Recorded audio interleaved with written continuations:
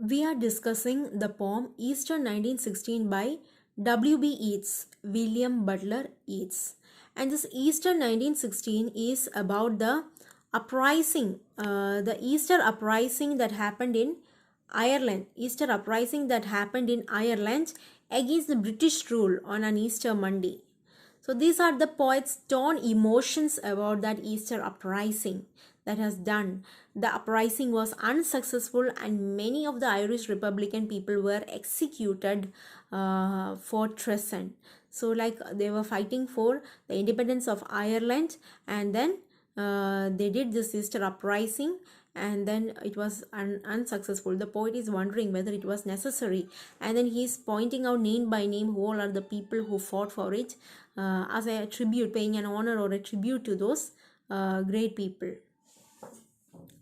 I have met them at close of day, coming with vivid faces from counter or dusk among grey 18th century houses. So he says that he have met these people, and he have met them at the close of the day, at the end of the day, and they were coming with vivid faces from the grey 18th century houses. I have passed with a nod of the head, which shows his superiority, or polite meaningless words, or have lingered a while and said polite meaningless words, and thought before I had done of a mocking tale or a gibe to please a companion around the fire at the club.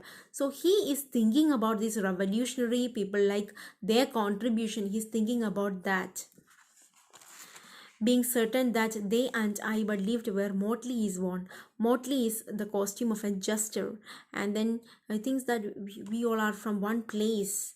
All changed utterly. A terrible beauty is born. Now the word change is repeated again and again to show how what a great change it was. Now the change has happened because of the uprising. They had a kind of that developed a nationalistic feeling among them.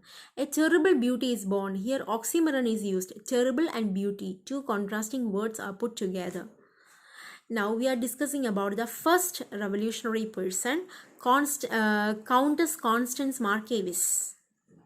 That woman's days were spent in ignorant goodwill. So she used to spend her days in ignorant goodwill. She was a person who wished to help everything. She was if ready for everything. Her nights in argument until her voice grew shrill. What voice more sweet than her? So she was a person who used to really raise her voice and speak, and she was very rebellious, young, beautiful. And then she wrote to Harriers when young and beautiful. She wrote to Harriers, means she was a person who really used to go for any fight, any attack. She was ready. She used to ride horseback for hunting, which shows that she was rich and carefree. Now, next person. This man had kept a school and rode our winged horse. So the next person is a founder of a school, boys' school in Dublin, Padraig Pearse, the leader of the uprising. This other, his helper and friend, was coming into his force. So his helper also came into this force. He might have won fame in the end. So sensitive his nature seemed, so daring and sweet his thought.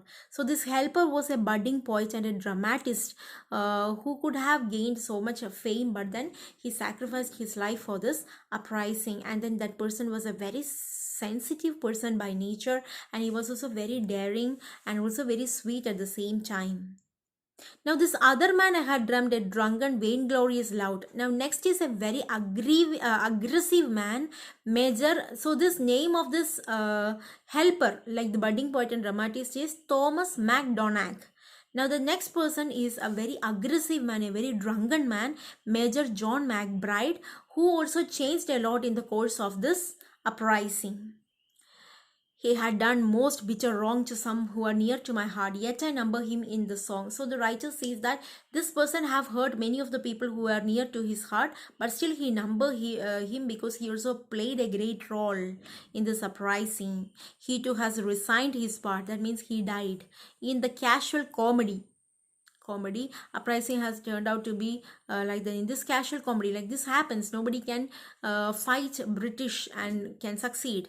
He too has changed in turn, transformed utterly. He has really been transformed.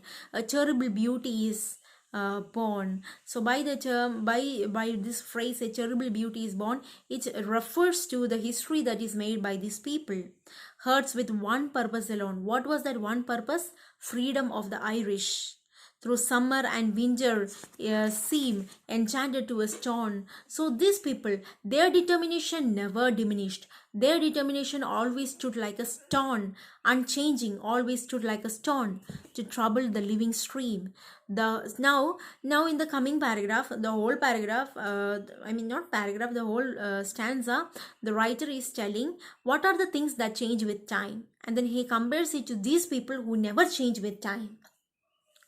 The horse that comes from the road, the rider, birds that range from cloud to tumbling cloud, minute by minute they change. A shadow of cloud on the stream changes minute by minute. A horse hoof slides on the brim, and a horse splashes within.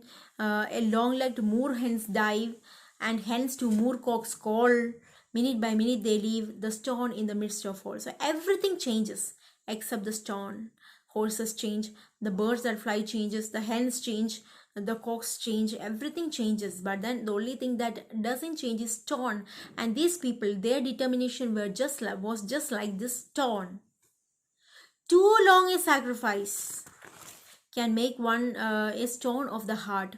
So one person's heart can become very cold and unfeeling when one does too much of sacrifice.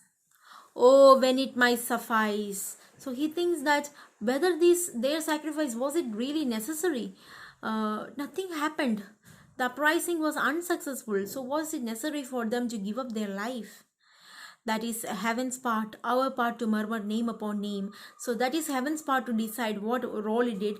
Maybe it gave them a kind of nationalistic feeling, and our role is to murmur their name one by one. We need to remember them one by one, just like how a mother, when she lulls her child to sleep, how she murmurs the child's name. To murmur name upon name as a mother names her child when sleep at last has come on limbs that had run wild. What is it but nightfall? No, no, no, not night but death. So nightfall here, nightfall shows death.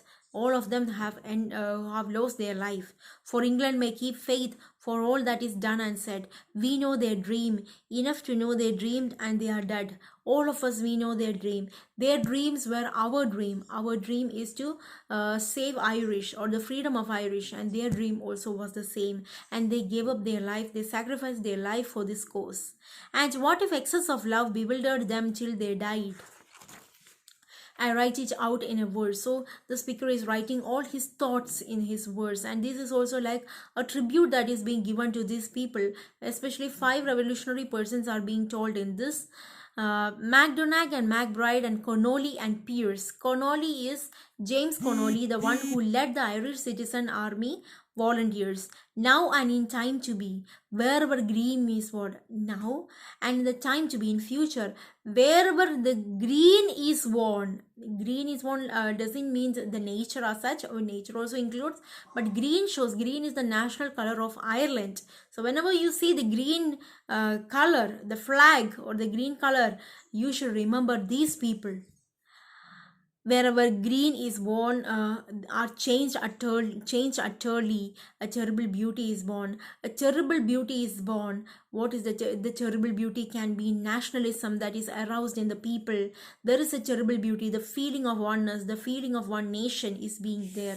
So in this poem we have discussed 5 revolutionary persons who fought for the freedom of Ireland through the Easter uprising, and then they are Countess Constance Marquis Wyss, Patrick Pearse, the school founder, Thomas Macdonagh, budding poet and dramatist, Major John MacBride, the aggressive man who changed with the revolution, and James Connolly, the leader of the volunteers, Irish volunteers.